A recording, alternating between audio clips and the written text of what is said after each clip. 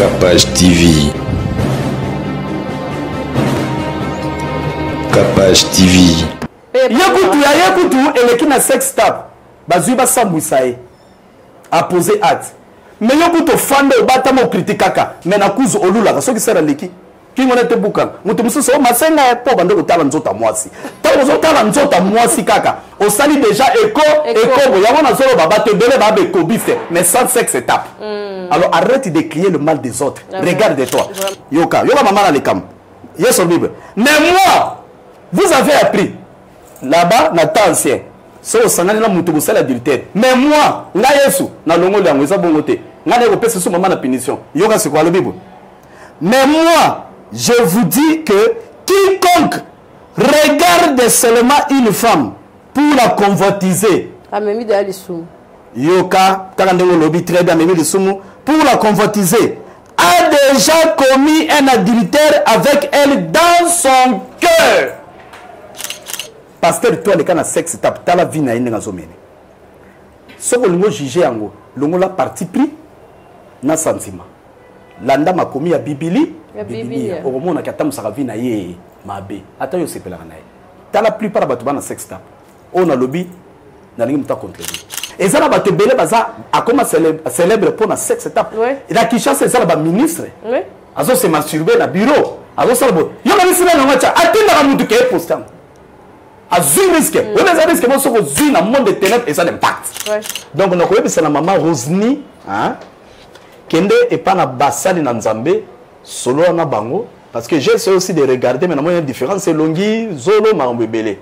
Alors, la Bible dit la nature doit vous enseigner de quelque chose. C'est pour dire quoi? Il y a certaines choses, tolobaka na mokili, tolobaka mai, et n'ingara pas mbate. Il n'y a pas du fumé. Oh, comme on a choquant à trop, hein. Mobala na pena chokanga trop. Et puis vous t'avez ça choquant trop. Vous en êtes d'accord? Moko. Surtout ça. Mobala na pena chokanga trop. Abebi sa pena nga donc. Na kanaka e penza donc ndenge na zuye. Donc on se mona bato. Zala biso. Bon ça na bino bozo fanda place mo de bokana. Maman Cynthia tala ba couple. Ba même maison. Mais yé na so c'est là. Il dort même lit. Mais ton cadavre. Mais vous allez bande la parole de Dieu. Vous êtes à Kinshasa à la recherche d'un cadre au confort moderne pour vos séjours. Une gamme des meilleurs services pour votre entière satisfaction vous attend chez Ozanas House.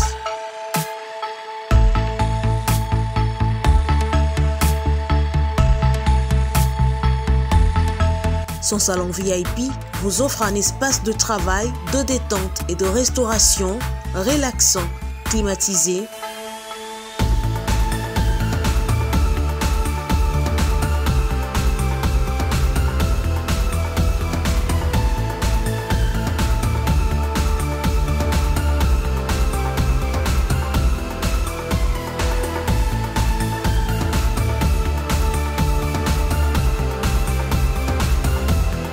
Et ouvrant sur un balcon qui vous offre une très belle vue.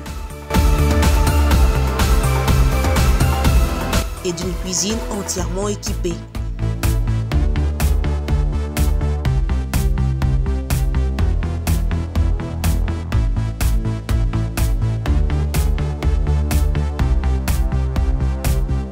Sublimez votre séjour chez Ozanas House. Avec nos chambres confortables, lumineuses, élégantes, donnant accès à une salle de bain bien équipée, contactez-nous au +243 99 24 46 090 +243 82 25 27 31 ou encore au +61 420 513 456. Situé à Kinshasa au numéro 5 bar A du quartier Malandi 1 dans la commune de Matete, référence à Revodacom, un accueil exceptionnel chez Ozanas House.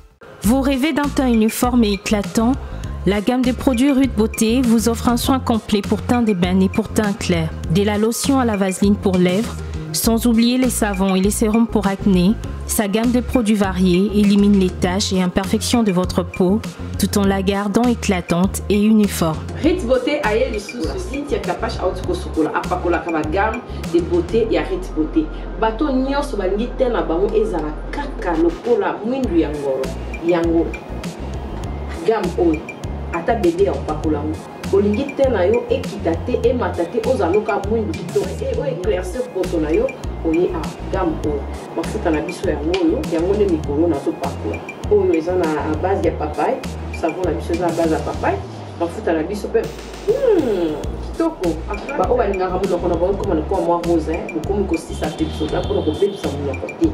Ritz ya beauté ayebi biso oyo acné sérum oyo eza mpona bato bazala mo elongi ekota babuto ezosakano makasi ozala na poto ozala na afrique buto elingi oyo elongi mafuta oyo solution Ritz Beauté atyeli biso yango so omonaki batashe moko esali ngai ya mwindu Ritz atindeli ngai mai oyo ezali vraiment naturel ekobebisa yo te ekosala yo allergie te donc nyonso eza naturel omoni sa Ritz Beauté aosala mpenza baproduit ya kitoko oyo basala ngo na kati ya mafuta soso pakola mafuta oyo ozwi serum nango otie na kati eza na inconvénience moko te oyo ata bébé aopakola ngo nazo recommander bino ba gamme ya Ritz Beauté bozala vraiment déçu te au voyager te place à moi te place à Malili en tout cas ba gamme ya Ritz Beauté et etika okaka date donc conseiller bino bozala kaka toujours fidèle na Ritz ndetinga beaucoup na poso na bébé barate pour se pela na poso na mikolo na tingani ka na Ritz Beauté Ritz Beauté umela.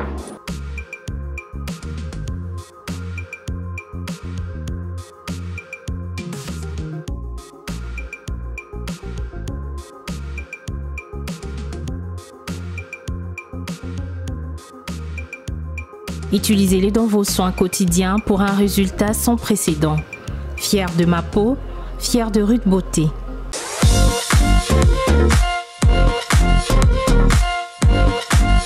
Pour tous vos travaux de nettoyage, entretien des bâtiments et autres locaux, et des ratisations, nettoyage des véhicules, des transports, des vitres, ramonage, sans oublier vos salons et canapés.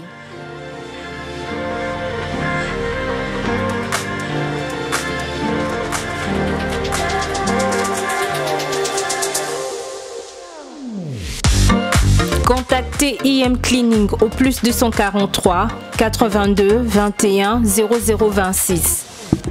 Nous sommes sur le numéro 12 de l'avenue Kaloumé, quartier Bassoko GB, à la commune de Ngalima.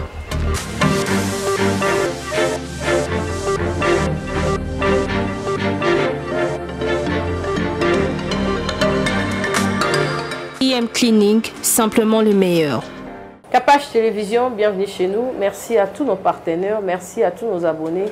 Nzambende Mokondi, Nzambende Elonga, Yende Souverain, Azo Sanabiso grâce. Azo continuer à sa biso makasi, ya koyaka tourner ba émission. Osambelaka mingi pona Thomas Jano Bontongo, mingi pona Mama Kapash. Parce que namoni bozo s'intéressait trop na ba émission à Moto na Nzambe, et zo salanga vraiment bien. Bozo bengaye, bozo pambolaye, en tout cas.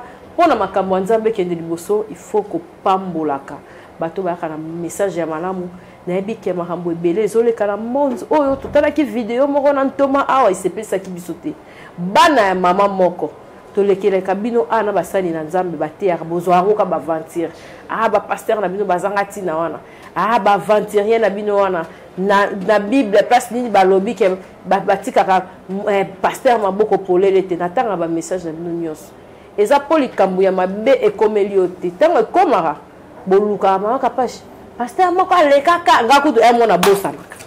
En tout cas merci na bao bazolanda biso ezaki kaka wana rectro merci na babalani o bazali kobenga pe pona ko réagir na bino pe bato ya ba famille na biso na bino ba connaissance na bino bolinga élévation ya mutu te boaka na sekoloka ba kokoma ba vie privée.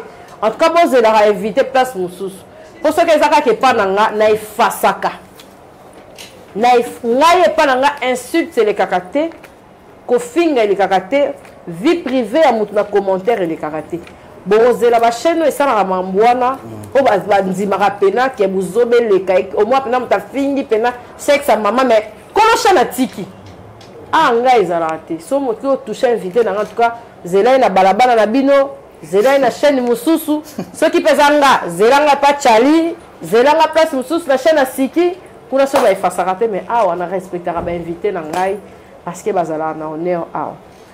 Bienvenue moto na nzambe Thomas prophète Jono Bontongo. Bonne santé papa. Santé très kitoko. Bible dit prospérer à tous égards. Amen. Comme prospère l'état de ton âme. Voilà. Donc de vos kitoko. Ah mes amis, toza makasi nzamba zo sala na pamboli bana nyonso ya poto balobi papa mikolo yo tozo sepelaka na Dieu moko kaka. Babi Dieu papa na mwana. Ya wana bisako papa zaka papa yo pe bisaka papa yo pe mwana zaka mwana. Pas mettre pe mbuna papa seni. Abini.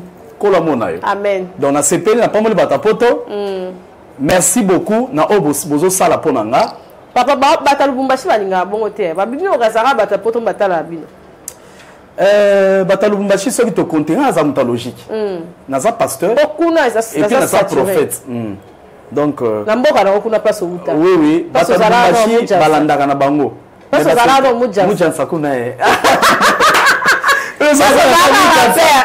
Rappeur oyebi t'auras pas tes pas matou na ko rapper pepa nzambe. OK. Na rapa makasi tokota lelo tonga to le kaba misusu lelo balobi bazo représenter mboka. Mais nzamba benga biso na misusu tonga to leka. Lelo to sana kote nzamba benga kibiso. Ya hotel lo balanzana. Batapoto balandaka mingi. Oui. Balandaka biso mi yango to bandaka na bango et puis to tangi toute l'Afrique. OK. Et après Kinshasa, Lubumbashi tout ça là. Naninga bata Lubumbashi mingi nzamba pa mola bino effectivement na so rapper ba peine. Batala makasi. Mais puis nous sentir mikolo to sala batu na Lubumbashi wana ko bondela pona bana nzambe émission kaka te mais auto lobaka na munombo ka Londo émission kaka te mais prière pe bato bazana besoin prière kola pambola bino merci na bato bozo benga prophète Jano bozo soutenir nga moralement surtout ba conseil mama sinti ba conseil na mingi considération makasi yango to lukarati mbongo ya sima mais considération mbongo sima bato ba sepeli non na mona bato ko sepela boete. OK. Et balobi nanzela na yonde bato bazozo ba délivrance. Bible lobi vous connaîtrez la vérité. Problème ezande ya vérité. Est-ce que vérité sur le canal capacité? Amen. Et la vérité guérit. Pour délivrance monter ça te ba chasser des mots ba bondela mais ça ka vérité bazui. Vraiment merci beaucoup na confiance na yo. Ozo pesa penga pour bana nzambe ba pambola. Amen. Moto nzambe rétro ya likambo tali libala. Nia ces années. Bon, na o etali libala tolobela ki to parla ki sur divorce sur batu o bazo sala adultère neni il faut que ça après ki adultère tolobela ki yango na makambo etali libala tolobela ki pe makambo misolo ya libala o batu belele no mama sinza bazo continuer koloba mbonga libala bon na mona pa bande musu commentaire ba chaki pona ngakuna o ngako libala salama boy bon si on a le ballon, on a fait réponse na opeso pembe mais awa kaka kasi bozo ngisala ngambonga libala parce que moi c'est moi boma libala kenda yo se mona moi ça tiki na moi na 3 ans na 5 ans mobali ni na revivre na moi na 3 ans na 5 ans yemoko yo za même kana Mike Kalambai bon Mike Kalambai bana bazamike Mike Kalambai bana bazamike mais tena nenga kotika na ndenga kotika est-ce que yenda boko la bango c'est ça le problème pas au kokate ate au kokate mobala fanda ka kende musala tala mwana 3 ans na 5 ans te salamate bazala kate a jamais routine pas koko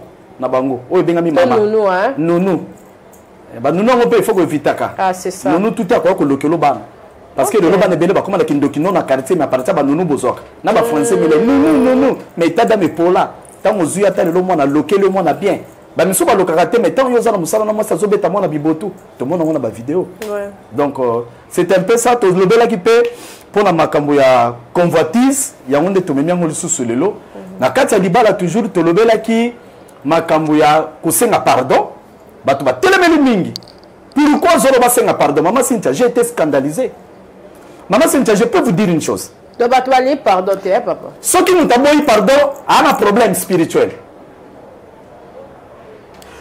Généralement, pardon, or, un chrétien a mené jamais vie à Oche. Un chrétien doit avoir un cœur large et puis un esprit à pardon. Il y a un moment où l'autre parler sur le fruit de l'esprit dans le mariage. Amen. Le fruit de l'esprit était à ma l'église, il se soutient rare. Or, fruit de l'esprit de ça, là, que chrétien, azala chrétien. Amen. Le au côté, il y a nengenini. Au côté déplacer montagne. La Bible dit, avec la foi, tu peux déplacer toute une montagne. Mais si tu manques l'amour, la maîtrise de soi, aux hommes, tu as soupçonné, maman, tu n'as pas Dieu. Moi j'ai pris beaucoup, j'ai prêché idée. Et ça, Bible dit, oh le symbole, pardon, symbole retentissant, parce que je fais aussi drummer. La bête à drum. Donc, symbole de symbole retentissant, ça dit, il faut bloquer en haut. Pour qu'il laisse la tête. Donc, mouton sambelaka, mouton à théâc, mouton enseignera pas toute parole. Mouton se bonne la pona batuma sa délivrance. Mouton le barangande mouton malam. Mais s'il n'a pas le fruit de l'esprit en lui, azal le rôle le pamba tono vide qui ne contient ni pétrole ni mazout. C'est quoi quand tu n'as pas bonzambé? Talaka yozo vous chrétien, mais tu ne sais pas pardonner. Il y a un moment où tu as intérêt à pardon. Pardon, c'est une puissance. C'est libère. Qu'est-ce qu'on a puissance? C'était tout le monde a pardonné des années. C'est une force. Ok. Mouton pardonnera comme on a force. Quand tu continues à pardonner, tu accueilles le pouvoir. Okay. Le diable, pour te déstabiliser, on doit pouvoir en être. Alors là, qui sont orgueil, qu'on l'imbisate, qu'on pardonne, parce qu'il y a des gens qui pardonnent au comme il faut. Le pardon est pas ça mouton. Pas puissance seulement de la force. Il y a un moment où mouton a 5 abolimbis, ou bien on a pardonné à mouton. À comme on a ngouya. Il y a un téléma. Nous sommes sortis de la fois passée. Et les gens ont été bénis. Ok. Papa, tu sais qu'il y a terrain à Bana. Nayebi omona ki video oyo batindela kibiso ke botala bana oyo boyena mageto chango moyeto chango ezate scandale oyo ezalaki bana ya mikie na ndaku moko mais basangisaka nzoto yaya na leki baparent bazalaka te bamifilmaki jour yango nde baparent bayebaki ke makambo elekaka na kati ya ndaku ya bana mais balobi oyo wana eza na balie moko oyo evandi wana do botel. Est-ce que vous avez par rapport à la vidéo monaki et puis sensibiliser les parents Olanda Bisso? Merci beaucoup. Wana nazoloba comme Moussa Nanzambe kakate. Na parent. Nazoloba très bien. Nazoloba en tant que parent. Amen. Et puis nazoloba en tant que mouton nzamba bengi na domaine wana. Domaine nini? Il y a délivrance. Donc nazu délivrance comme grâce. Mais na soukati la délivrance na kende ki tina d'étude approfondie. Pour que je sache, j'arrive à détecter connaissance, acquérir certaines connaissances où ça que battement soit délivrance. Maman Cynthia en tant que parent, en tant que moboti, rôle à liboso, il faut baboti ba jouer et ça lui a sensibiliser les enfants. Vous savez les parents d'avant, biso maman na biso bande ko biso vérité na papa. Ba fandi sibino, bazo expliquer surtout maman nanga. Abano ba pour l'éducation abana il y a pas de tabou. Maman le dit bon bana mibali mais ceux qui botamu si bon ma bébé ko pesa bana batu nini zemi. Alors oyo ba ko yela ngaya ba ko tikela ngaya mo si ngapena ko ndikutike pa na babo. Et puis si de yemi makasi. Wana na nini? Wana ba 87, 85 tant maman zo pesa so conseil kala. Alobi botambola ka ibisa ba yana biso ba botambola kana ba préservatif na push. Pour ceux qui n'ont pas besoin de temps, beaucoup ça na pesa bino conseil. Place bokindeki na zalakate. Bana bazé belé. Moi na mona za motema na ye. Musu sote ya yokité. Tant on lobi maman na yoki na kosala ngote me ya kasani. Asali. Mieux vaut au sala au français lobi mieux vaut prévenir que guérir. On va bien un préservatif. C'est préservé. Alors nous on nous enseigne par le parent. Faut y aller bonso et ça va parent. On dit à parent na sens ni. Et à la bilogue belé continue là. Oh, tu as une modernisation, une évolution à Mokele. Moi, je vais contrôler mais là où il va partir en école, et c'est une école vient collaborer. On a des très bonnes écoles, net à Panabiso. Nazo ba on a pour la porte dans comité. Na yebi ninga école fonctionnera te. Te yo kaka. Mais na zo ba awa. Na école ba na biso bazo tanga ba permettre jamais mona na téléphone. Bana na biso batanga la ordinateur. Moi na mobile école atanga batanga l'ordinateur presque tous les jours. Je dis presque tous les jours. Mon fils de 10 ans a eu un ordinateur logo la Licam. Mais ordinateur sur quelle école va contrôler rien pas professeur d'informatique. OK. A contrôler ta la ligne mon encore à côté ça. Mais parents et belé le logo besoin d'attendre pour contrôler l'ordinateur à bana. Aux en attendre pour contrôler téléphone à moi na té. Parents nous ça simi téléphone à moi na fini donc moi na comment supérieur. Moi na gagne. Mais oui. Na moi au fini na salle bible le bina corriger na film. Et puis moi na babeta ke n'importe où té. Babeta moi ni na mutu ni place na babeta moi na sima. Na babeta film bien na maboko mine film comme rouge na sentir. Il faut redresser l'enfant. Il y a mis ça tout sur les parents.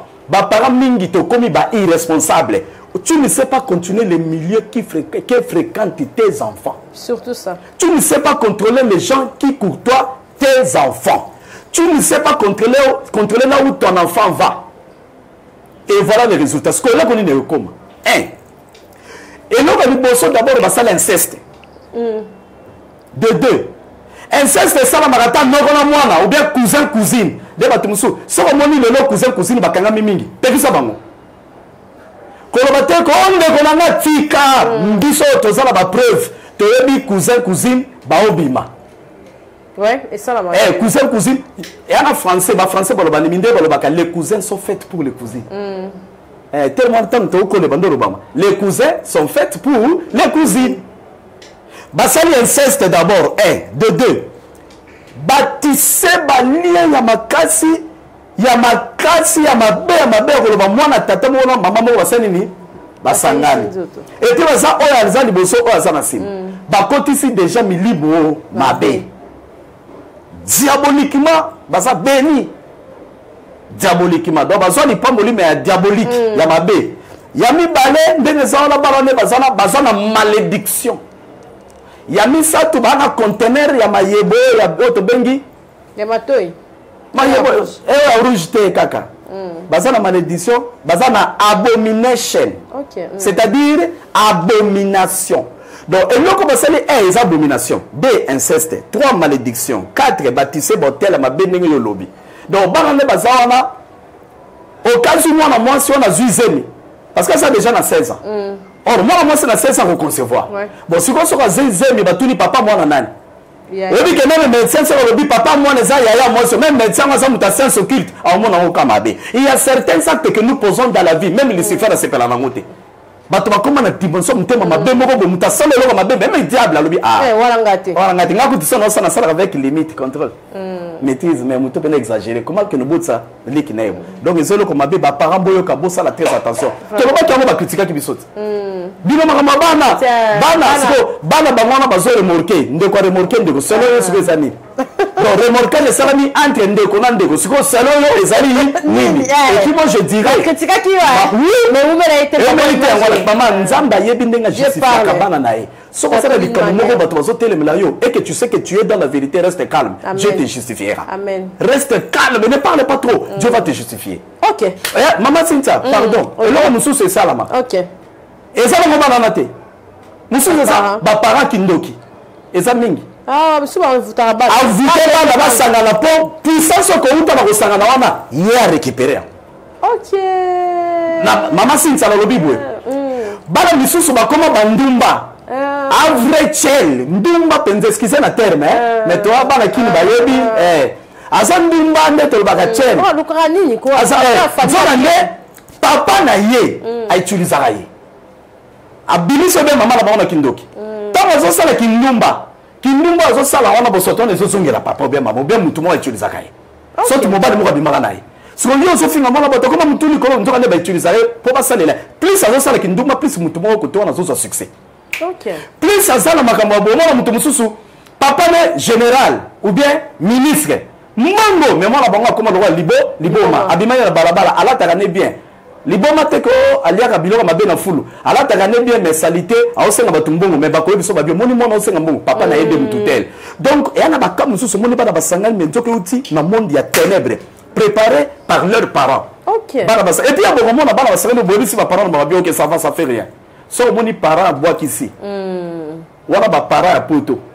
Mes parents à poto, ils boivent ça. Ça fait rien, non, français. Ça fait rien. Il y a des gens qui ont mais mes parents appliquent à quoi viglo, à bingem. N'a qu'un sabango. Mais on n'a pas pasteur. Mais sauf mon dans un système qui n'est pas pasteur, qu'on va faire ça au centre. Tellement que ma pasteur mycologie, après c'est la soeur qui a dit. Alors, bien, on a remplacé Mouzé Aïdi Nabal. On a remplacé. Oui. Mouzé Aïdi Nabal a bandé côté à Mingite. Verset biblique. Et ça qui m'a tout à l'ébano qui pétait. Mais lui, c'était l'onction. N'a pas parole. Ça va tellement bolobo comme Koussabi Katika Djina la Yesu. Et quoi mouref. Il n'a pas mouref. Moukono na refuka. Donc Moukono komi moulai. So à quel zizi là. Azo prier Aïdi Nabal. So azo prier comme 17h. À mon heure l'équipe. Le temps qui bimanangoma qui t'a zoté à mon eumé la tchegab. Ali moi bimina balaba. C'est bah on peut voir c'est de doubler bazar bah on a. Oh, bazar la bazar de bon à Kinshasa na bazate. Azate na nous to comité. Quand on a baissé côté mingi na ba pasteur. OK. Moi miracle ça là exact. Donc voilà un peu ça. Merci papa. To quand na maman elle comme na biso to ela ki yango. Maman na ngai ezali kambo convoitise adultère. Adultère yé makasi. Siko adultère wana yé wapi? Adultère koti mingi na kati l'église.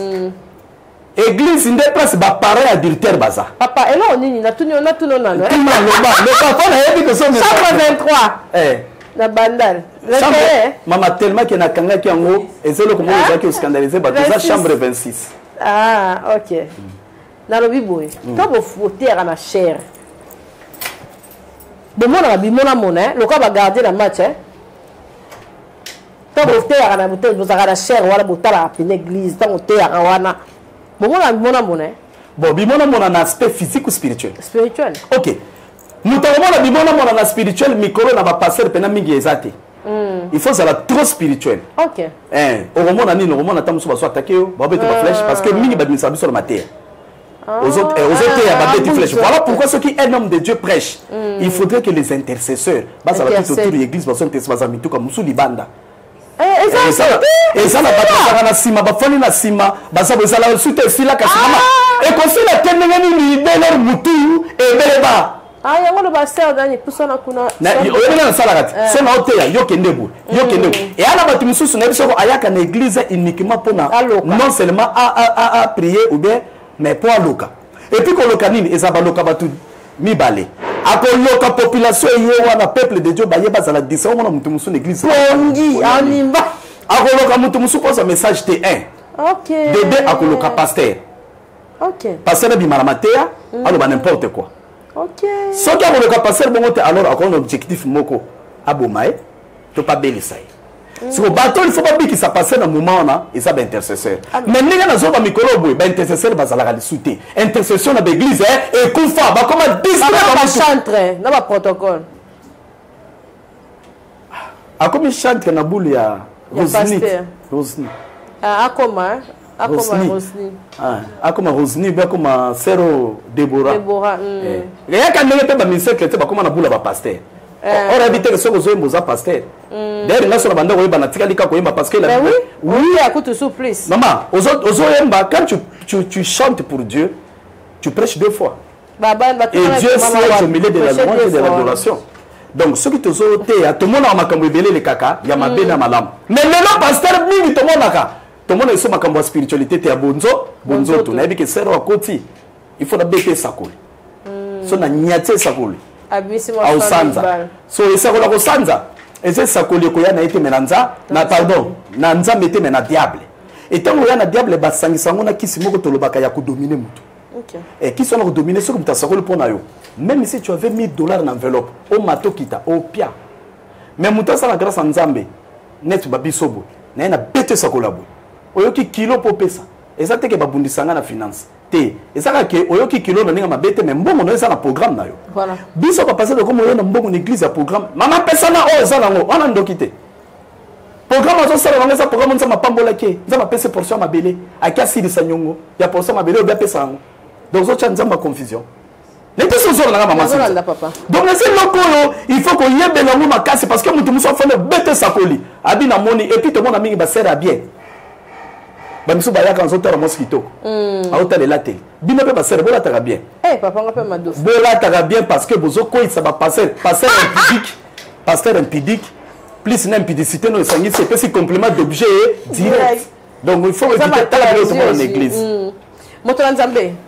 Décortiquer les psychologues. Bon, tu as un système et un convoitise. Voilà. Convoitise est un mini. Le bas de ça, tu dois bien bien. Adultère et convoitise, c'est ce que la Bible, yoka. Et ça, nous n'avons pas la Bible. Non, on a un interprète. Mais interprète, elle est canne à pongi. Donc, on interprète, elle est canne. Elle est canne. Il y a moi aussi en plus. Ok. Elle est canne. Abi papa na lembi. Bon, la bonne qui n'a pas cassé, mais le lembi n'est pas ça là qui. Ni le pas. Mais interprète à l'école à Pongi. Comment ça le fond? Tout ça qui est interprète à l'école à Pongi. Maman, si tu as la Bible, il y a des gens qui ont sa constitution. Tu as la Bible, il y a des question, il y a tozotanga na mukanda ya Matthieu.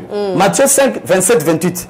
Et le Bible, Matthieu 5, 27, 28, je lis au nom du Seigneur. Amen. Place aux hommes, amen. Amen. Vous avez appris par Moïse. Vous avez appris, bien aimé, ça va problème Missou. Il y a un interprète Fazal. Vous avez appris qu'il a été dit, tu ne connaîtras point quoi? L'adultère. Merci. Tu ne connaîtras point l'adultère. Ami, vous avez appris. Dans les temps anciens, c'était par Moïse. Dans l'ordre de la Moïse, dans les temps anciens, vous avez appris. Beaucoup ça là, adultère. Et ça, 4e commandement. Et ça, 5e commandement, 6e commandement. Bolobi, tu ne connaîtras point l'adultère. En d'autres termes, dans la version sous, tu ne feras pas l'impureté. Quand on parle de l'impureté, c'est l'adultère. C'est ok. On a ce que Jésus. Jésus n'a pas dit. Abi baye dit ça qui dit non. On ressent l'adultère. So sangana moi si o salinini adultère. Ce qui bossa. Bosangani. Ce qui bossa. Bosangani. Yoka soko maman na likam. Wana Yesu. Yesu bisko. Wana yaki na Moïse. Mais ngate. Yoka. Yoka maman na likam. Yesu Bible. Mais moi, vous avez appris là-bas na temps ancien. So sangana na mutu bossa l'adultère. Mais moi, nga Yesu na longo liango eza bongote. Nga ne repese sous maman na punition. Yoka c'est quoi le Bible? Mais moi, je vous dis que quiconque regarde seulement une femme pour la convoitiser. Yoka, pour la convoitiser, a déjà commis un adultère avec elle dans son cœur. C'est que biso tourne tous à la botale, moi c'est bécobiste. Donc, batebele bécobiste, le lèvre que osé cobiste. Donc, tant aux autres, moi si, bien aimé. L'anda du bol. Tant aux autres, moi si, tout ça, c'est l'adultère. On le raison les calbas sexe tape. On se voit la boy, moi c'est la gamme, on a pour la pousse à salir sexe tape. Et commis adultère. Yo mouton sont attaqués par mon émission. Yo mouton sont ça la bozo que nous connaissons par mon TikTok. Tala papa et Cédric, comment on est? Cédric. À salaire adultère, Cédric, auquel Soukouna, Serre Nabiso Peniel, à salaire adultère, je ne les encourage pas. Mais je fais l'analyse. C'est juste une analyse. Je dis ceci avec le Saint-Esprit. La Bible me dit, moi, c'est poussé par le Saint-Esprit que les hommes ont eu à parler de la part du Seigneur. Amen. Donc, au moment où le prophète Jeannot parle, ça ne vient pas de moi, mais ça vient du Saint-Esprit. Et Dieu m'a donné ça hier. Il dit, Jeannot, j'ai très mal. Tant au moins, pourquoi ça peut ça au Sekabani? On m'a dit, Bilogo de Koi, Yoko Koi, Yoko Nzamba le Bible. Alors, tant où des gens t'allent pour convoitiser, maman, nani mutu, maman Cynthia, attends la moi si soka l'équipe, pour benga, yaka, Zandaku. Azate. Azate. Ce qui m'outatali lelo, ils sont en Afrique, ils sont en Lubumbashi. Ils sont en Poto, ils sont en vrai chéri à Zoleka. Moi, c'est qui toko nzama. Et na basi nzama pamola kitoko. Basi tu nzama utiliser la Bible ya mabe. Azate. Sarah, Bible détermine le Bible de figure. Élisée, belle de figure. Ozol nanga. Nazolanda papa. Rebecca. Belle de figure.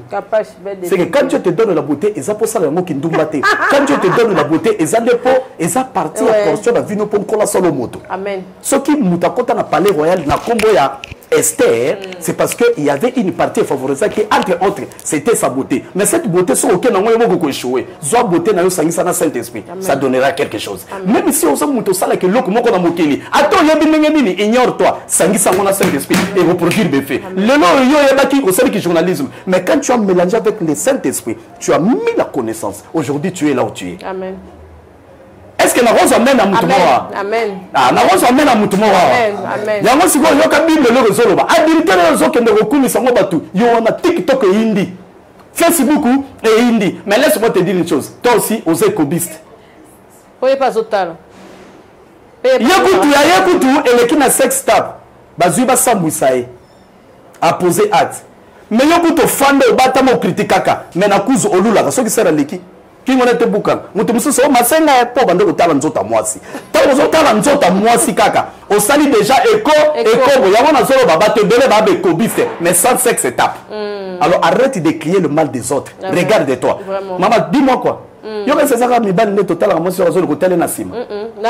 Aujourd'hui, Bassine Bakomi Kokane la mi bala bimanae. N'a pas eu Bassine sur le prophète Jano. Moutona.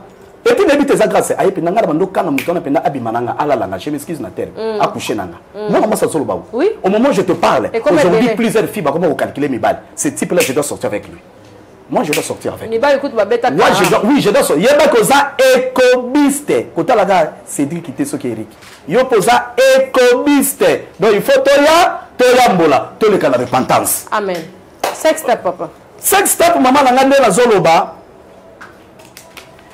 sex step tozo le la sex step maman kapashi makambo ezebele na kacha sex step na maki to le la peu fruit de l'esprit dans le mariage mais sex step ezelo ko aussi origine nango Dieu nous a révélé Dieu a parlé et il faut le monde à ténèbres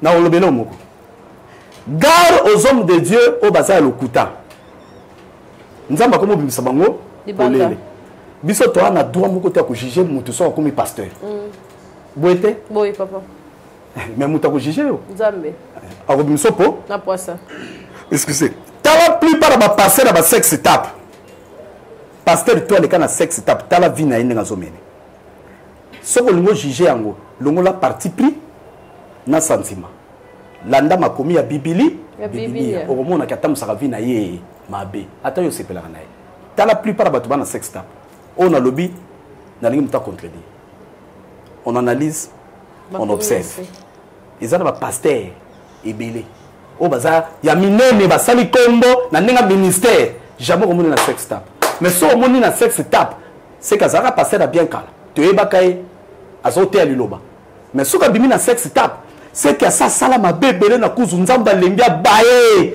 pe apesi avertissement nzamba za lokola ba roulage ya Congo te na loba nzamba za roulage ya poto soda poto au Congo te soka pesa avertissement te mais ba roulage biso mbeba Dieu n'est pas comme ça so moni pasteur mo nzamba bimisa na sex étape et que boyeba ki azaki comme modèle na ville ya Kinshasa asala musa ya l'église muso passer musa bima na sex étape à l'église modèle boyebi abima na sex étape c'est que pasteur ma baisser les kaka so nzamba conseil ki okita bibo comme ozo kanga te na aider na lingala bolobani nasu nasunga yo zoa so za makasi tu te repens force à repentance yango na pose na nzela so sex étape na yebi mutu na so pesa témoignage bolanda na yebi mutu na katanga kala Lubumbashi zoloba na ko pesa ville Kolozi na yebi mutu ezala mutu moko ito sala mikolo ça fait 2 mois 2 ans 2 mois asala ka l'entreprise moko ya munene batonga makambo belé siko bango de bageraka ya zala ki mutu moko boye ya moi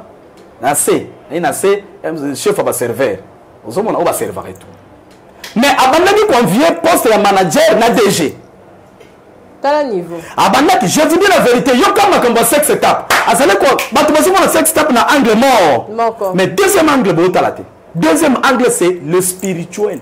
Il y a la spiritualité dans les sex étapes, mais tellement que Congolais ça superficiel, bonzambe moins. Ah, Congolais bonzambe moins. Ata muta te ningeni na taza muta vie de prière, mais bonzambe moins. Bonzambe za monde mususu. Sex étape wana tanga panganga, akobe panganga, nganga zui, nganga kotine na ndako, nganga salele kisi, apese condition moko. Alobi mebwe. Po okoma DG. Po okoma na poste zoluka, mama sinja poste za na batu ba mviaka yo.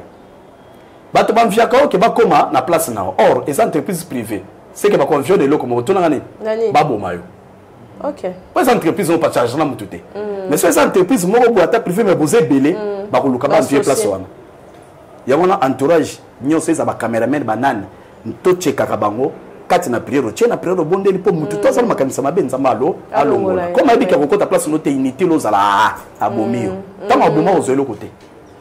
Amen. Ah, ok. Pesanga amen a bien. Amen. Est-ce que tu sais comprendre ma cambo? Tant qu'on continue à ndako na célébrer cérémonie ba pese condition. Moko. Condition liboso. Longola bilamba. Tikala mutakala. Longola bilamba. Tikala mutakala. Ndenge na oloba na bino boye batu bola nanga. Na za na image na téléphone nanga. Na olakso après ah. Longola bilamba. Tikala mutakala. Omi filmé.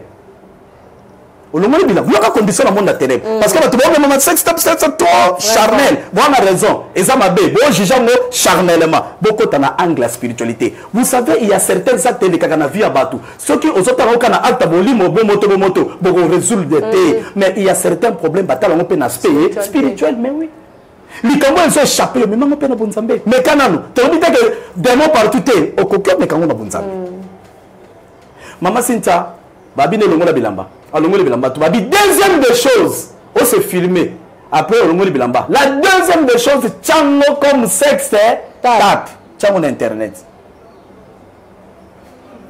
ake pazu qui sa côté na chambre abandi ba prière ya moni ba garçon mingi ba komana ba poudre na ngate biso ba poudre biso za bonzambe cha po otokate ba komana ba bilo mo ba prière ba lumière ba benga lumière oka allez lumière quelle lumière Jeannot lumière surtout pas journaliste nous sommes en deux le cabo benga ceux qui n'en a lumière quelle lumière la vraie lumière c'est Jésus-Christ est-ce qu'il y a une autre lumière à part Christ so ba biso ba bino on s'est filmé de quoi c'est filmé pendant na mutakala chebo a che vidéo abandi prière atangi albi pona okoma célèbre et ça appelle la célébrité c'est-à-dire ba yebayo oyebana ya mi balé aux apôtres zoloka tant sala sali asilisi achango akamati allez le temps a kende ko chango na réseaux sociaux a publié moi kodisa muke batimbeli bikile bebaki marmona lo beleki na lumbashi ça fait 2 mois ale mbala moko ba yebisi mukonzi na ye tala travers na yo asali sexe tap mukonza talibwe immédiatement ba convoquer et pas musala ici mais batu mususu ya luka ki balunga na ba poste wana déjà ça frappe qui mutu moko akoya ki alunga ki na poste alunga na poste ya manager pe mutango batonga asonga ba déjà frappe qui meto prier nzama bino jano botika ngamo na permettre po na osama ka mususu mais nga na zokengo comme les sons ya on sait sabino sexe étape mususu c'est ça la kiss ya moni bato bele ba ça sexe étape et bele ba ça na nko bango moko ba pese tchang oui asala on nko albiyo ko kosa neti ngane na tindela kio boko sa bato boko sa to timbeli bino mutu nyoso zone ka sexe étape aujourd'hui moi Jano Dieu m'a parlé de ça et ça qui ndoki pour bo succès pour bo sala boyer pour bo sala arrêter de nous distraire oui c'est un peu ça papa ebi ke bomi pe mboka yango pe sali pena ke bato bakoma na baki di ba po le keke bele pe nini wana a sexe tapo mais na lobino ke zonta na monde a ténèbres ozola nanga pour eloko yo filmer et comment les canaux réseaux sociaux c'est ça maman ngane bi muta filmer a mi filmer a bombi yango lokwa cliquer lemba akanyo pe na kata a côté yango na caisse et sili toko ta babiro musoso ko ta ba fuyo tiki téléphone parce que même mutango pe a ozo téléphone wapi et puis ça c'est ta so tali même na Lubumbashi et na ba vieux musoso batu musoso to fana na bango bu to kola ba place mo mais ça les kana sexe tape de là ça célèbre bobo sanipe ouais ngai ndeko bomuna ngana kona maboka ba soki mutu to aza élevé na Lubumbashi o ba yemba ke lelo na ba musicien na biso ba sutuki lelo ngai eza bato ba bokolanga so yeka mutu wanza na Lubumbashi ba yemba gai wana ba vie na biso ozona nanga eza na bato belé baza akoma célèbre pour na sexe étape et la Kinshasa eza ba ministre azo se masturber na bureau azo sala bo yo na bisina na ngacha atinda ka mutu ke postam azui risque on les a risque bon soko zui na monde de ténèbres et ça l'impact or qui profite c'est le diable or rôle na biso eza nini ko dépeupler ka Satan n'est-ce pas Yesu nda profiter ba amba ya vers Jésus ya on lobaka en toute chose to ramener peuple de Dieu par nkolo batu babanga nzambe botika ba sexe tamo terrain eza ko beba ende et puis na osanga na batu soko tche loko photo na yo na réseaux sociaux il faut prier pour nous yo somo na yo ebele côté mais face na yo nzoto na na trace ezalaka nango ebimi na sexe tape justifier dini pe mutu ayeba bibi azalaka na trace awa na dikosa azala na trace awa amonya munde c'est ça nana bindeko moko ba bete sexe tape na couleur kiti de na kito ya fanda ngana na ebi omeni kito mutu afanda ka to ezinda na place ezinde bimi obi na ngamo ko na talibo na ngana ndima oh mais maman il y a des gens le diable s'il veut te nuire il va te nuire mais Jésus-Christ est Seigneur merci papa tokende vers la fin vraiment fruit de l'esprit d'être aussi sanango fruit de l'esprit maman nanga to aussi ça na fruit de l'esprit voilà et puis conseil pour na maman la biso Roselyne o ba betaki mais il y a le kuta ndeko moko ya kiawa auto le karavanga ouais ya mwasi na lobika oya lobaki mais ngana obongisa ngo sumu kena bakisa pilipili ouais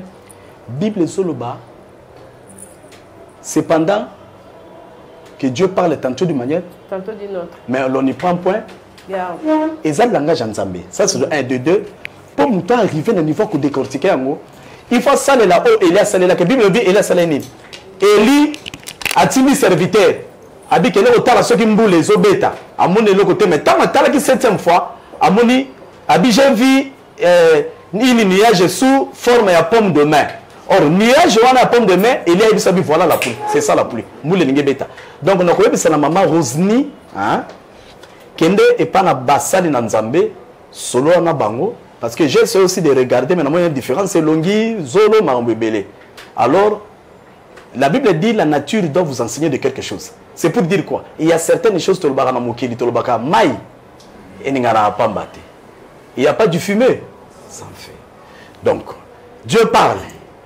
alors si tel est le cas luka basala nzambe babondela pona yo pe bakebisa Bible zolo bana proverbe le l'homme prudent voit le mal de l'un après il se cache ça c'est le mal qui arrive Dieu a annoncé il a permis cache-toi tu ne peux que te cacher dans la prière place biso bana nzambe sengeli to kota pe to batama kaka na kati na mabondeli yango tolobi fruit de l'esprit o tozolobela nazobela fruit de l'esprit dans le mariage vous savez quoi la Bible dit l'amour ne soupçonne pas aujourd'hui combien de couples vont se soupçonner mi bana bon mobala bimaki amelino mo vitalo rouge simba o ba pesa ko baisse or l'amour ne soupçonne pas donc il faut qu'on arrête de soupçonner to senga na nzambe apesa batu auto bengi fruit de l'esprit dans le mariage et puis fruit de l'esprit ça kana mariage te fruit de l'esprit c'est dans de tous les domaines ya ba vie na biso place to zako vivre place to zako vivre il faut fruit de l'esprit ezala écoutez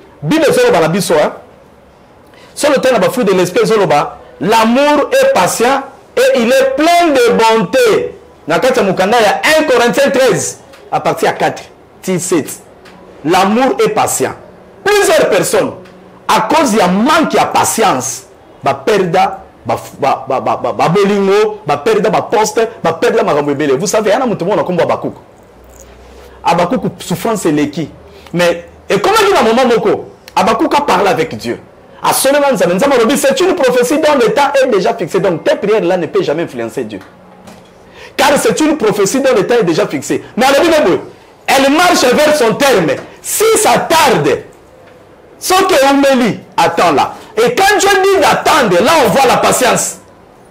Quand Dieu te demande d'attendre la patience, or dans l'amour, dans le foyer, dans le mariage, si la patience ne règne pas, mariage on ne peut pas sauter. Aucun mobile n'a pas de liboso ka obédisi. Mobile le bizela na osala bona lukambo moboto sala boyo patience ça te pas obomi. Donc dans l'amour, dans le mariage, il faut que vous allez na haute bengi fruit de l'esprit. Bible le bien l'amour est plein de patience et plein de bonté, bonté. Mais le couple bonté zate. So retourni kabilo na bilelo. Oka mobile na chokanga trop hein. Mobile na pena chokanga trop. Et puis vous t'avons solo choka trop. Bozane ndaku. Moko. Surtout ça. Mobile na pena chokanga trop. Abebisa penanga donc na kanaka e penza donc ndenge na zuye donc ozo mona bato zala biso bon bozana bino bozo fanda place mo de bokana maman Cynthia tala ba couple ba même maison mais yé na so il dort même mais to kadana mais bokana bozali banda parole de Dieu amen Bible dit na 1 Corinthiens 14 1 Corinthiens 13 est-ce que na bosana voilà 1 Corinthiens 13 na 4 tina 7 il dit l'amour est patient et il est plein de bonté. Amen. Yoka eloko Bible zoloba elobi l'amour so de ken akapo keznani ata elobi l'amour ne soupçonne pas. Ah. De tout ce qu'on soupçonnait que non, maman na bima ke no bibwe. Oh mutonne na ye aya tchela nga poison. Donc yo ba tout le bosolo ba rababe. Yo idée zora na mutu. Écoutez. La Bible dit la pensée d'un juste est une prière aux yeux de l'Éternel. Amen. La pensée d'un juste est une prière aux yeux de l'Éternel. Oui. Donc, pensez à monter à la prière. La prière, ce n'est pas seulement parler. En français, on dit le parler, mais oui. La prière, ce n'est pas le parler. La prière, c'est la pensée. Amen, amen. Hein? Amen. La prière, c'est la pensée. Ce que tu penses, c'est ce qui va t'arriver. Et il y a quand même le côté le bac. Oui. Qu'est-ce qu'on fait dans la montagne le baraté? Ba acte zo kanisa na mutema na ye yango nde salam pe salam mbam na pesi bino secret. Si tu veux réaliser quelque chose dans ta vie, kolobarangote. Si tu veux réaliser quelque chose avec force, tala muta beta mutu likofi na bitumba. Eza muta lo barate. Mais soit beto likofi okati muté ma pandi. Mais muté misa na beta lo. A otalo be na beta lo. Azo se concentrer na kati. A o calculer yo. Tango oya a pesio coup au fanda. Et loko yo utaka na penser et pesaka. Penser c'est une prière. On a vie apprenez à penser négativement. Moi si nous sommes cancellés comme mobile mabe, mobile comme ndumba. Ya solo ko muto cancellé la muto mabe que muto azala ndoki akoso penini kindo. Surtout ya ndumba. Et ça on a mobile na za grand cher, mobile ndumba mobile tala kopebo. Allez, espère qu'il nous met ça. Oui, attends meka pourquoi parce que penser na yo diriger. OK. On le barra déjà. Yo kandumba. Yo tala basa lelo. Ce que mobala yaka na ndaku 12h, soto komi 15h, o mato kitaza ni na réunion. Aza ni na kopa là. Comment akende na sala moi si. Ce que Bible, biso référence na biso c'est la parole de Dieu.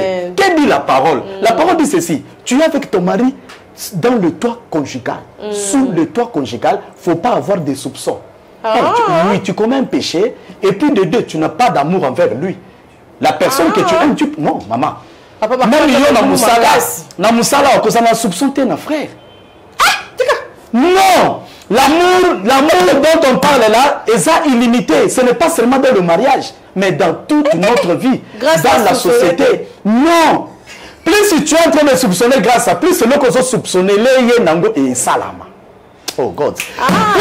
Oui. Écoutez. Obi panini na lo baboy. Obi na lo belo moko. Mama Cynthia tuna nani. Et ça le moko bando ban sanga batu balo babi. Il faut passer vraiment sur confiance hein. Pour ne pas savoir confiance té. Si on peut se confiance té ma bé et plus par batu balo baka là où il y a pas de confiance, on peut plus continuer à rester ensemble parce qu'il y a pas de confiance. Ngana bando ko bangote. Mais aujourd'hui, dans la Saint-Esprit, j'ai compris. J'ai compris que tant que on peut sa confiance était automatiquement spirituellement on se créer ma bé OK. Mais quand tu fais confiance, même il y a quelqu'un qui sait le mabé.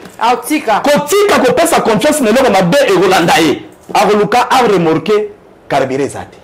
Akoluka remorqué pineto boki. C'est-à-dire ceux qui viennent d'abimana moi seulement qui n'enzala mabé au moment que le que Dieu soit loué. Dans l'amour, il faut avoir la patience, le fruit de l'esprit. Il y a un moment même dans nos églises aujourd'hui, il n'y a pas de fruit de l'esprit. Même dans nos vies, na misala oui, ok, maman, écoutez, l'émission na fungala moké, zela pardon, bolimbi c'est pas l'ensemble bolimbi ça ok. 1 Corinthiens 13, hein, à partir à 4, ok, na zoloba. L'amour est patient. Il est plein de bonté. L'amour n'est point envieux. L'amour n'est point envieux. Le lot auquel que le canal sexe tape pour envier vie à Mouninga. Yo ebi nini sincha sala ki poko malelo kapashi. Pour le loi ya mbaba konzi. Aya mbaba tandenge na ndenge o babiso to bandoko ko mona tena kishasa me na omone na nzela kapashi. Yo ebi nini sincha sala ebi nini muto azola na nga sala ki poko mamukonzi. Est-ce que toi tu sais moi? L'amour n'est pas envieux. On y confie batu. O yamba mutu musu sayen to pas sota la Platon za ndenge. So OK ko no beta mfuilo. O kokate Dieu est juste. Il faut bandaninga leka.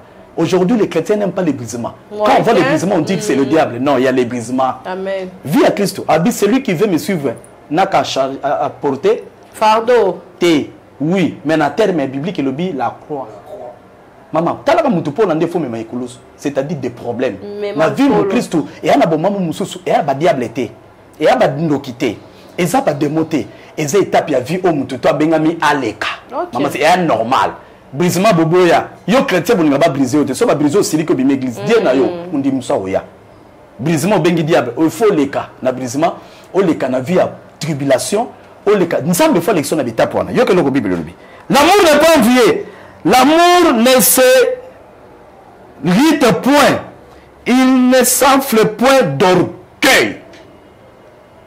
Orgueil ça n'est pas moi si bobebani akanyo ne fracat senga bolimbisi kita mutoza na bolingo et là il faut de l'esprit, c'est de l'orgueil et zalati. Quand tu vois quelqu'un orgueilleuse, c'est que mutoza na bolingo et puis généralement plupart abatabo batira batu poison et puis plupart abatabo ba boka la batu mpese c'est de l'orgueil. Ben oui, on m'a dit ça m'a précipité qui diable.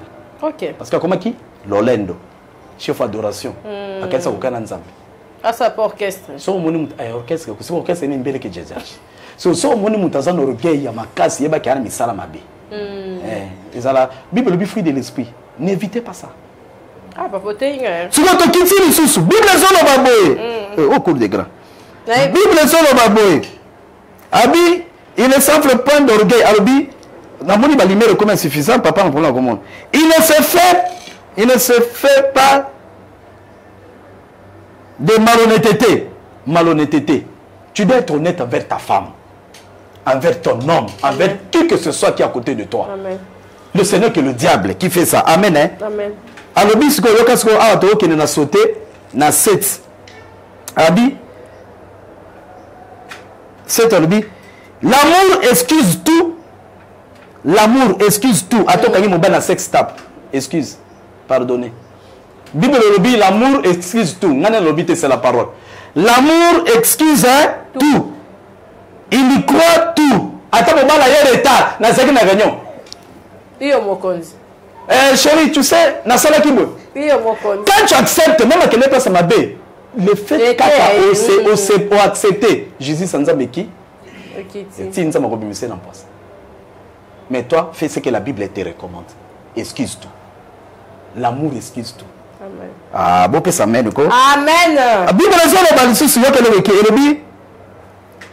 il excuse tout. L'amour ne périt jamais. Bolingo kufaka te. Nabanda bolingo mena ningaki de souté. C'est ça qui veut amour te. Et l'amour a dit le prophète tout basalaki. Alobi il ne se réjouit point de l'injustice. Amen. Amen. Il ne se réjouit point de l'injustice. Aujourd'hui, c'est péché. Repentez-vous. Repends-toi. Repends-toi. Repends-toi. Revenons vers Jésus. Amen. Fruit de l'esprit. Et à la souté. Passer na bino au fruit de l'esprit. Babi, à l'amour, excuse, tout. Pardonne, tout. Et puis l'amour ne soupçonne pas. Surtout soupçonne, papa. Babi, yango, l'amour ne soupçonne pas. Mais à comment on c'est maman Cynthia, bato ba soupçonne. Et puis à soupçonner on a ba menace. On ça là. A ko beton bata pour le loba c'est pas comment gifler mes balles. Moi ouais. Mo bal pe mo boya ngo ezate. Ah. Ma be. Bon mi bal misusu bazala ka zo ba te ma boyini mo boulot. OK. Ah mais qui c'est plus à kosileka. Ceux qui mo comme matina bolingo, mo ko face à kita. Oui, pour ne pas ouvrir la porte au diable. OK, amen. Merci Thomas. Tozi Ebele. Comme des grands. Vraiment, merci mon Thomas Nzambe. Liloba pour nous clôturer. Bon, Liloba, arrêtez à kokota na makamwa bato. Vie privée à bato, il faut arrêter avec ça. Ouais. Et puis quand vous entrez dans des vies privées d'autrui, tala yayo. Tu mènes comment ta vie? Oui. Il faut arrêter. Ce qui est important, c'est bientôt le Bélango comme actualité, mais ce n'est pas aussi bon. Les enfants de Dieu n'ont pas besoin de ça. Oh, tu bois les sex tap, non. Donc, le Bélango peut ça conseil. Mais on ne peut pas s'éterniser. Oui. Jamais. On a besoin de vie. Tout est abattu. Tout ça, les missions éducatives. Tout est tout ça. Ma vie privée, il faut vraiment arrêter avec ça. Il faut que ça distraction. Biso ba to ba sena nzambe to memela bana biloko ozo memela biso. Mais aba sexe tap eza bango nzamba pambola bino place boza. Veillez sur vos enfants. Na osa la prière de big bobo messal. Maman Cynthia nzamba pambola ba biba prière nous big sabato. Amen. Ngana ngi to bondela na ensemble. Amen. To simbana. On va prier. Prier na biso to salongo kati na bomoko na yebi que Dieu va faire quelque chose na vie à bato. Amen. Quand ndenge na zolo ba bato mingi bazana besoin ya mikanda. Yo muto zo na biso na mission oyo. On a besoin mukanda. Nzambe na nkembo. Oya pesaka mukanda. Parce que c'est Dieu qui fait tout en lui et par son esprit. Apeso mukanda na komo na Yesu. Nzambe oya bikisaka. Nzambe yemo konkolo Yesu za guérison. A guérir mutu nyonso zo la mission place au fandi wana malade on libéré na komo na Yesu. Nzamba délivrance.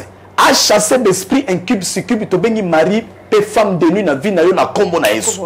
Nzambe wana zonge se le subo bangi kati na yo. Pamba te nzambe lobi c'est que j'ai contre toi. C'est que tu as abandonné ton premier amour. Que Dieu te donne l'amour que tu avais pour le Seigneur. Amen. Que Dieu te fortifie encore davantage. Amen. Que l'onction du Saint-Esprit habite abondamment en toi. C'est poussé par le Saint-Esprit que tu feras encore de grandes choses avec Dieu. Amen. Que tu reviendras au Seigneur Jésus-Christ. Croire les sous en Dieu. Et tout est possible pour celui qui fait quoi? Qui croit. Espère. espère.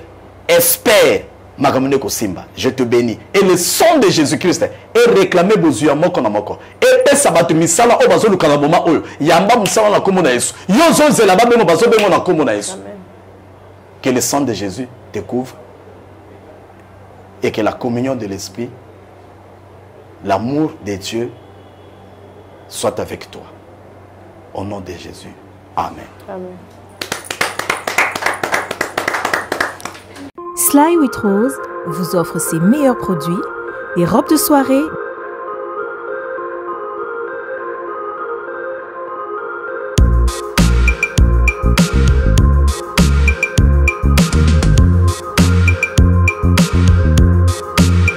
les sacs, les chaussures, les perruques et d'autres accessoires.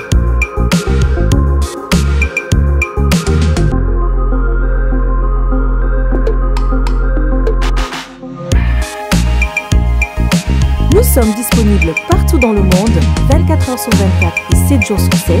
Pour plus d'infos, contactez-nous sur +614 70 68 51 65 ou sur nos pages Facebook et Instagram. Sly with Rose. Mon pépé, bien-aimé dans le Seigneur, amoureux de la bonne musique du royaume, retrouvez le single Benela du frère héritier Songolo. comme à mon côté, épessa mes libiso. Une chanson qui vous accompagne dans des moments de prière et toucher les trônes de l'Éternel. Belela,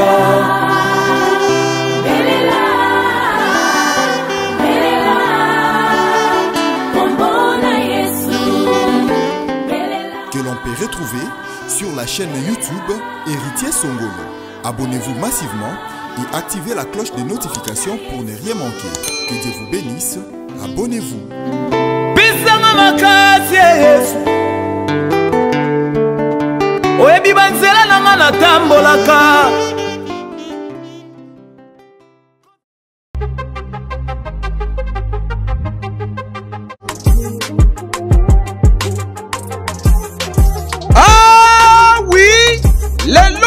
Kinshasa ezali possible pe facile ya kozwa bourse d'études mpona kokende kotanga ya orphelin partout oyo olingi na monde grâce ya bandeko ya agence de voyage Eric Travel numéro 1 na masolo ya voyage awa na RDC bakosa yo te moko te na terrain oyo ezali kokumbama epai ya ADG Eric Mwamba Nzambe pe numéro 1 na masolo ya prise en charge awa na RDC papa maman ndeko ya Kinshasa pe ya Brazzaville tala ozali na mwana oyo azali diplômé pe olingi akende kotanga na mikili ya poto opportunité yango oyo epesameli bino agence de voyage Eric Travel ememeli bino ba bourse d'études ebele mpona kokende kotanga lokola na mboka ya Chypre oyo ezali pays d'Europe na $1900 ya pamba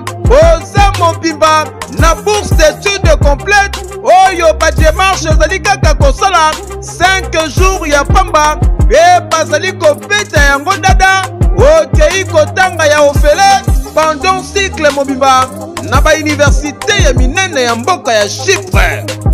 Bana Kinshasa bana Brazzaville tofongoli masolo ya ba bourse d'études donc eza possible lelo ozwa bourse ya Chypre oyo eza na $1900 tosali yo ba dépense nyonso ba démarche nyonso tosali yo du début jusqu'à la fin ozwi visa avec la possibilité ya kodefa billet en crédit famille d'accueil déjà tobanda yango kala tokoti sikoyo na Chypre donc famille d'accueil eza mobimba toyambi yo à partir aéroport tologe yo makambo nyonso bino ba étudiant bino ba nyonso bosilisi bozwi diplôme d'état année oyo et à ne pas oublier bino bato boza difficulté à passeport tolobaki yango déjà depuis 2019 donc eza possible na bagence Eric Travel nyonso na basiber café Eric ozwa passeport ya nyongo ofuti $50 tosali yo passeport o etikali ozopesa yango maleme surtout bino pe bato boreba kobeta deve loterie donc boya déjà kodefa passeport pour profiter na ba offre oyo donc toza wana pona ko servir bino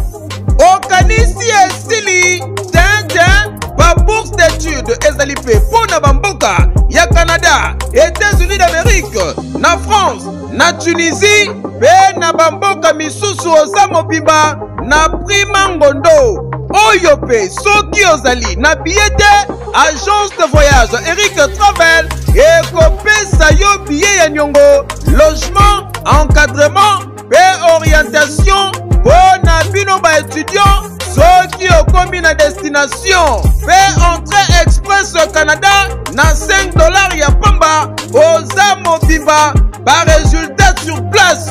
Adresse Okokuta biso na Liberté 11e rue industrielle, les KINPP, na commune ya Masina, quartier sans fil, en face ya robot roulage, oyo eswami na Kimbuta, na Matonge, na commune ya Kalamu, tozali no loin ya maison communale ya Kalamu, pe na rond-point Kintambo magasin, Okokuta biso entre Facebook na WhatsApp, oza mobimba. Na agence de voyage Eric Travel, voyager na facilité, polobi na yo eleka lelo. Voyete.